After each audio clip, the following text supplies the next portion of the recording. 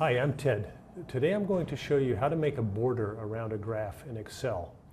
There's one tricky part of this that I want to emphasize, and that is that there's a difference between the plot area, which is the area between to the right of the vertical axis and above the horizontal axis, that includes where the data is going to appear. This happens to be a scatter plot, but the same thing could apply if it was a bar chart or something else.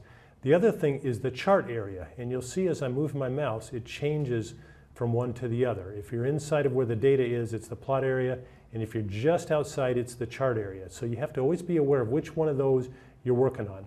So first let's go into the plot area, and we're just going to double click. And when we do that, we get a menu called Format Plot Area, and we can draw a border around it. So we'll select the line, and we'll make a nice bold red line. We'll go to the weights. I always like to make nice big bold lines, and there we go. That's the border around the plot area. Now if we wanted to make a border around the chart area, which includes all of the axis labels and the numbers and everything, we would select somewhere inside this area where it's just outside the plot area but still within the chart area.